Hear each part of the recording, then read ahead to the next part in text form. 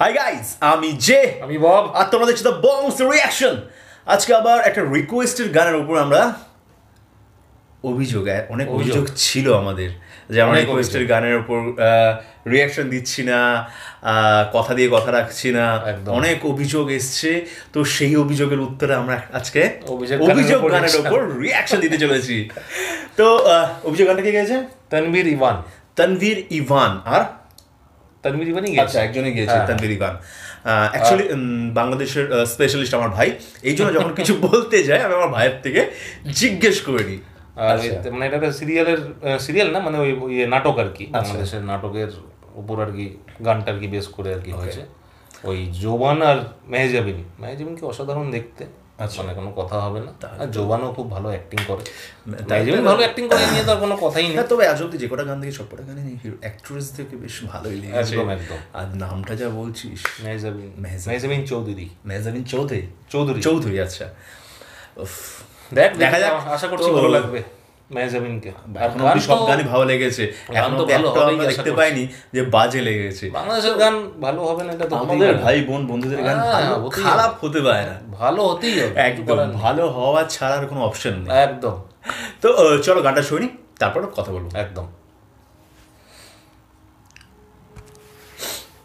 ওকে, ওর সাথে বিয়ে হলো, মানে এত বিচ্ছেদ দেখেছি না, মানে মানুষের মানে happy ending, finally happy ending দেখলাম। আমি তোকে একটু বলতে চাই, ও জানে না আর কি, আমি একটু সারপ্রাইজ দিতে চাই। অ্যাকচুয়ালি এই ড্রামাটা আমার দেখা, ও জানে না। তুই আমাকে বলেছিস যে এটা তুই মানে রিকোয়েস্ট এসছে, আমিও দেখেছি, তা তুই বলি এটার উপর দেবো, আমি দেখি না, তোকে কিছু বলিনি। আমার ড্রামাটাও দেখা। ওকে, তো ওর সাথে কোনো, এটা হলো বেস্ট ফ্রেন্ড ড্রামাটার নাম। আচ্ছা, ও হলো মানে মাঝে কি হবে, যে একটা ছেলে মাঝে দেখালো যে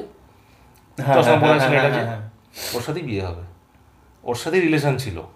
তো রিলেশনটা ওর সাথে থাকাকালীন মনোমালিন্য হয়, ভেঙে যায়, তখন ওকে বন্ধু হিসাবে ওর কাছে যায়। এবার ও ওকে পছন্দ করে, আস্তে আস্তে একটা সম্পর্ক ভালো তৈরি হয়, অ্যাটাচমেন্ট বাড়ে। ও গিয়ে ও বাইকে করে দেখলি নিয়ে যাচ্ছে, তো এরকম আসা যাওয়া। এবার ছেলেটা তো ভাবে যে হ্যাঁ আমার প্রতি একটা ফিলিংস আছে, কিন্তু কি হয় আলটিমেটলি, মানে হিসাব মতো তুই বলতে পারিস ওই ল্যাঙ্গুয়েজে যে ইউজ করা আর কি, মানে বন্ধুত্বর ফায়দা নিয়ে যে হ্যাঁ, কিন্তু ওর তো মনে ভালোবাসা। তো লাস্টে বলে যে না আমি তো এরম ভালোবাসি, এরম ব্যাপার। তো জোবান আলটিমেটলি বেস্ট ফ্রেন্ড হিসেবে সারাটা জীবন ওর সাথে থাকে আর কি, মানে এটাই ও বলে যে আমি এরম।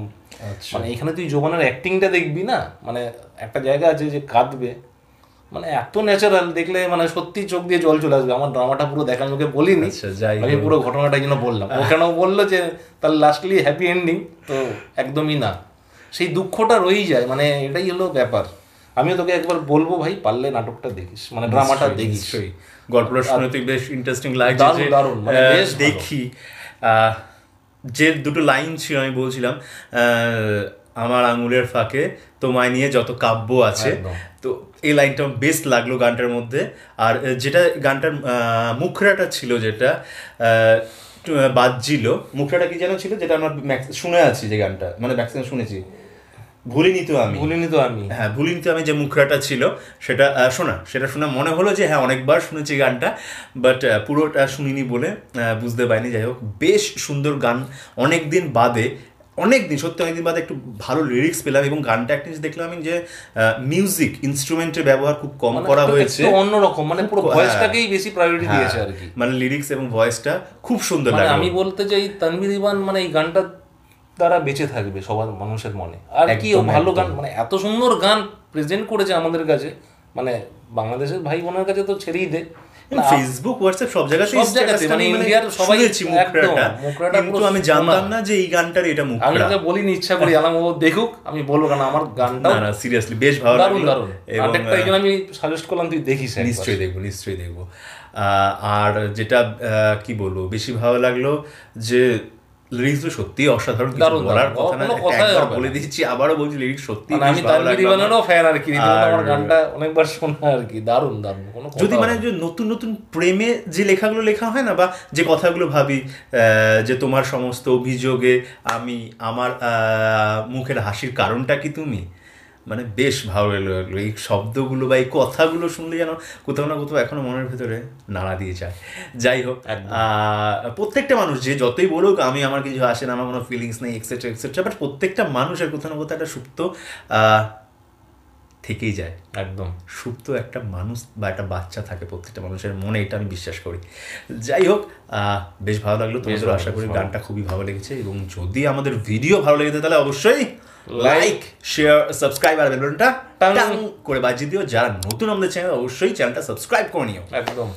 আর কমেন্ট করতে তো ভুলছো নাই তোমরা, কি বলবো, কমেন্ট প্রচুর আসছে, প্রচুর রিকোয়েস্ট আসছে, আমরা চেষ্টাও করছি সেই রিকোয়েস্টগুলোকে যাতে আমরা রিয়াকশন দিতে পারি। আর দিচ্ছি না একদম সেরকম ব্যাপার না, দিচ্ছিও। আর বন্ধু, ফ্যামিলি, কলিগ যাই আছে সবার সাথে শেয়ার করো, হোয়াটসঅ্যাপ, ইনস্টাগ্রাম, টুইটার, যেখানে পারো শেয়ার করো। সেই যে বললাম টপে যেতে হবে, এবং সিলভার বাটনটা আমাদের হাতে আসলে সেটা আমরা নিয়ে বাংলাদেশে যাবোই। একদম, আমাদের এটা খুব ইচ্ছা, যাই না কবে তোমরা পূরণ করো, তোমাদের হাতেই রয়েছে পুরোটাই। ঠিক আছে, তো সবাই ভালো থাকো, সুস্থ থাকো, সবাইকে ভালোবাসা ছড়িয়ে দিও। পরের ভিডিওতে তোমাদের সাথে দেখাবে, ততক্ষণ যেন টাটা।